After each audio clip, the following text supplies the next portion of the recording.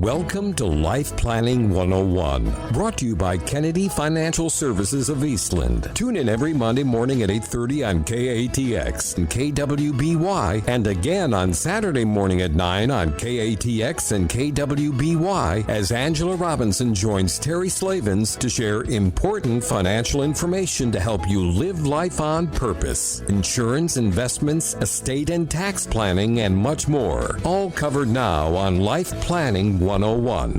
A very pleasant good Tuesday morning, everyone. Post-holiday Tuesday morning, and welcome into Life Planning 101. Terry Slavens with you, joined by Angela Kennedy Robinson and Aaron Kennedy. Good morning. Good Tuesday morning, about Monday morning. Anyway, after you had that big announcement, but happy Memorial Day, post-Memorial Day, and if you've served our country, obviously there's many gratitudes that go to you, and I know in our household we definitely said a prayer for fallen soldiers and their families, that are still living there and reliving those memories, and they're so much appreciated, and I think this show is just proof of that, right? We get to talk about life planning, and life planning is really about people that have been successful and how to manage that success and make their life even better, and we wouldn't even have that opportunity if it wasn't for the people that fight for our nation to keep us safe. So it truly is appreciated, and we have a jam-packed show today, and I'm actually really excited about this show. We're going to be talking about two things. We've got just kind of like words of advice. We mentioned it during all the COVID tips a few weeks ago.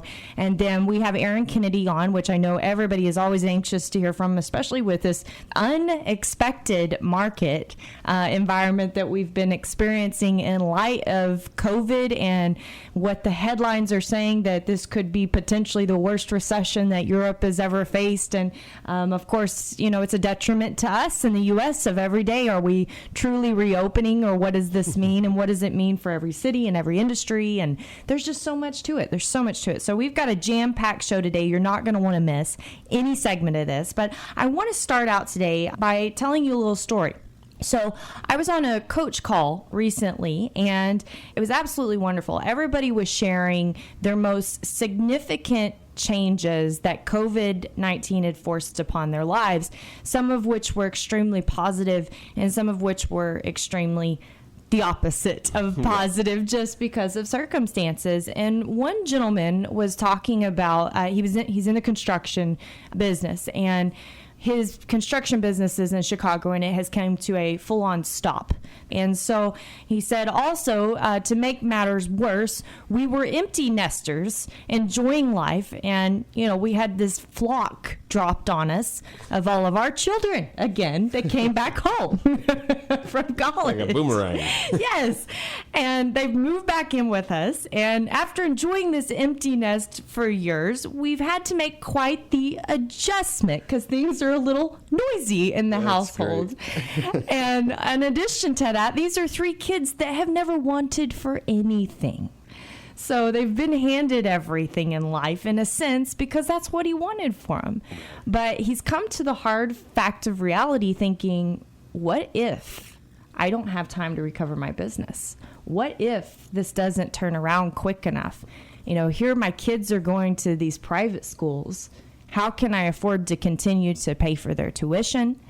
Much less take care of myself and my wife and our future, because I'm 55 years old. And he said he immediately realized that things were going to have to be different for his family. So he called a family meeting, which I'm sure all the children probably loved that. But, they were under quarantine, so they had to show up. I mean, what else Nowhere to go. Nowhere to go. Right? And, as one of our clients said, and I've mentioned this on the show several times, he said he was going to make chicken soup out of chicken feathers. And he said, we're going to discuss the cold, hard facts of the way things are. And instead of hitting him over the head with everything, though, he said, I want you to help me build a family plan. I want you to help me figure out how we're going to get out of this and how we're going to make the most of this. And so they talked about everyone's goals, what their dreams were individually. And if they didn't, and there was one daughter specifically that didn't have a lot of goals or aspirations or dreams, but she had some passions that were real to her.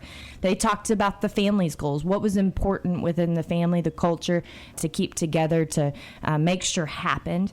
Then they talked about all the obstacles that were going on. He was a coach member, so obviously went through some of the tools that they use and talked about, what are the potential dangers and you hear these as SWOT analysis a lot of times, right, where you talk about the threats to them. And then they talked about what opportunities there could be, even if this new world was a constant. If COVID didn't end so quickly, construction business didn't resume so quickly, what could they do? And what could each of them bring to the table to be able to help with it? And then what were their strengths as a family together, right?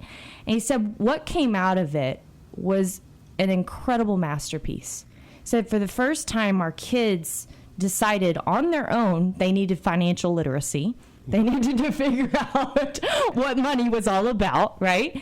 And they had a lot of interest in this when I told them they may be paying for the rest of their school and selling their cars, right? This is important. This is really important, right?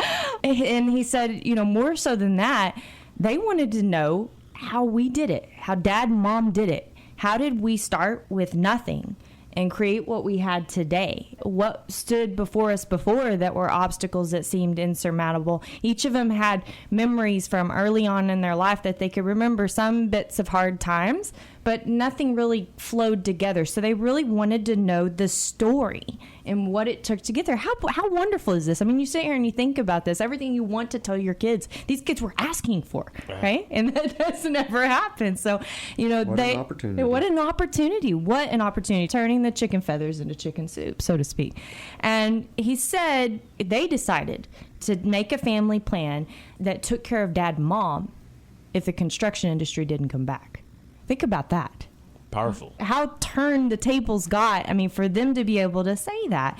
And even further, what if Mom got sick or Dad got sick, or what if one of them were to die early? How were things going to look? And here were 3 kids in their 20s that took control of their family's future right before their dad and mom's eyes. Good stuff. Isn't that awesome stuff? Isn't that Yes, awesome it stuff? is. So the reason I bring this up is because, over the past 30 years of working with people, and, Aaron sitting here with me, he can totally attest to this. Most children don't get involved at any level, much less that level, to the end of Mom and Dad's life. Like, we're talking the last 5 years less, right? Sometimes not even until they're sick. Some children never get involved. We have a lot of clients that one kid will show up and they'll be there for Mom and Dad. The others are never there. And, maybe you've had an experience like that. Maybe you've had an experience where you've been that kid, that one kid. Or maybe you've been the experience that you couldn't be there for your Mom and Dad, but you wished you could have, and you didn't know how to make that happen. And, there's a saying that you've heard. We had a gentleman on the show, Frank Mullins, that talks about transferring family legacy, and he says shirt sleeves to shirt sleeves in 3 generations. And why does that happen? Right? Because Mom and Dad built it. They know what it takes to build it. Second generation grows up in it, so maybe they understand it a little bit and they can carry it on and they can even make it better. But by the 3rd generation, they have no concept of what it actually took to get to that success, what sacrifices had to take place, and what it meant to take risks, right? And, I was listening to Stephen Furtick this morning. He was talking about the thing that's invisible is the most important thing. This is important stuff we're talking about on Life Planning 101, but if this microphone goes out, it doesn't matter what I say. No. Nobody's going to hear it, right? And that's an invisible thing, right? So it's the same concept here. The invisible is the most important thing.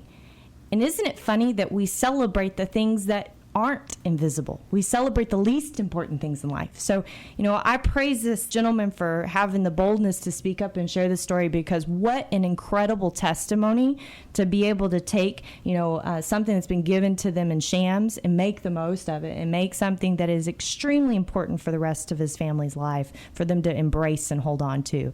So when we come back on Life Planning 101, you're not going to want to miss it. We're going to get a market update from our very own CFA Aaron Kennedy. Segment 2, Life Planning 101, right here on this Tuesday morning. Angela? Yes, and we are back. If you missed the first segment of the show, making the most out of a full nest, you're not going to want to miss it. You want to make sure and tune back in on Saturday morning, or definitely listen to one of our podcasts, which are published all over the place this Everywhere. week. Life Planning 101. No excuse for not getting No excuse, right? Especially since the gyms are back opening. You can just plug it in, That's right? But with no further ado, we have our very own Aaron Kennedy, CFA at Kennedy Financial Services and Smart Money Group. And I know he's got all these numbers that I can't read and symbols that I can't read over here. So I'm just really curious as to what the heck he's going to be presenting on today, especially with this market just keep going up in the so-called recession. What is this? This is one of the most perplexing markets I think any of us have ever seen. This is just absolutely crazy. And, if we can we actually have to separate the market from what the economy's doing. And, if we look at the market, if we look at the NASDAQ, it's actually positive. It's up 10% for the year. Isn't that not unbelievable? 10%. The more you dig into the markets, though, the wider this spread becomes because, some of the biggest drivers of the market are the big FANG stocks, the big technology, Apple, Microsoft, Google, all of those. And if you look at those, that's 20% of the S&P 500 and 47% of the NASDAQ. That's driving the market completely. If you pull all of that out of the S&P and you look at everything as an equal weight, the market's down 15%. So those 5 or 6 stocks that's the whole market at this point, and it's kind of scary. Very scary. If you look at small companies, they're down 25% year to date.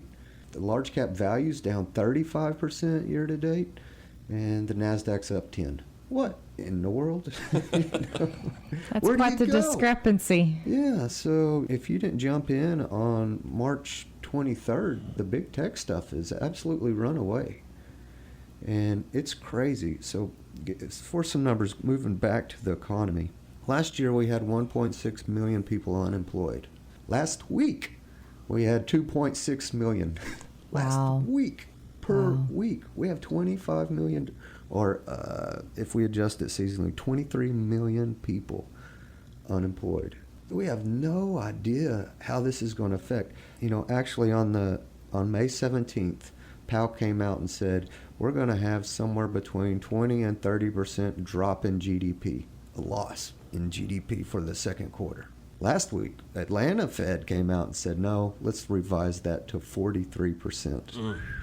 One quarter. Wow. That's absolutely crazy. So, we have to have the economy to work before stocks will work. It's a very tricky thing because when we're investing, we're always looking into the future.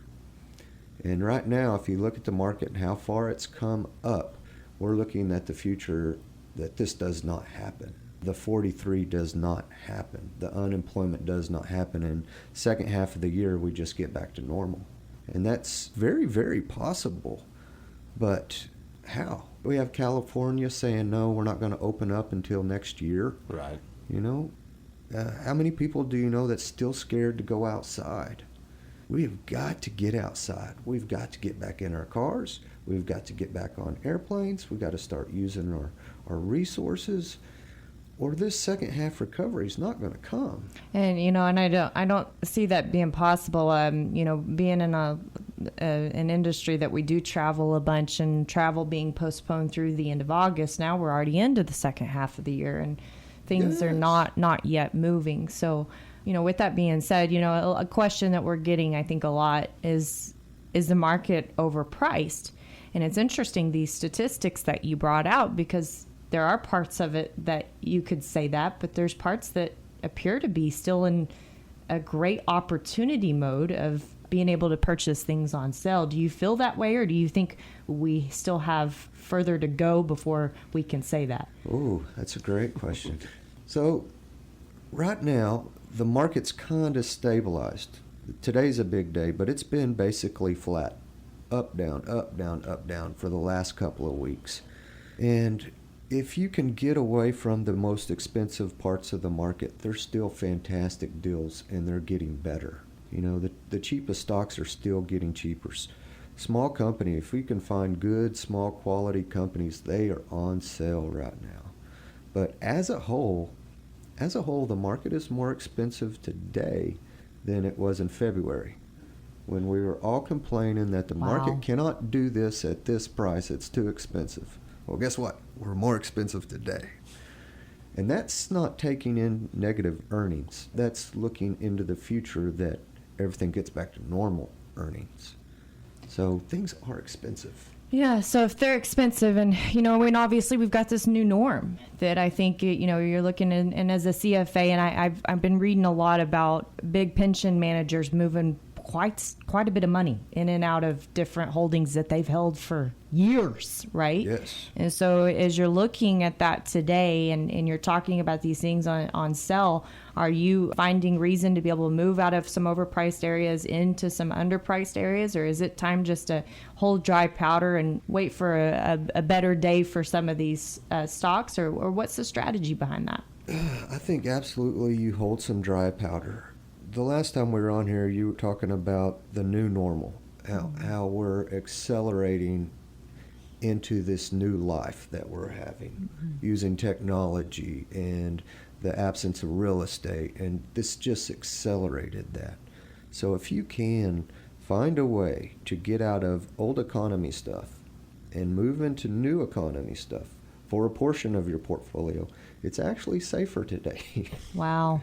That's Who would have ever thought that, right? It's a safer place to be. It's expensive, but it's probably safer during this pandemic because it's still going to be used. Yeah. Still going to be on our computer, still going to be on our phone, no matter how long we're trapped in the house. We just may not be able to pay our phone bill.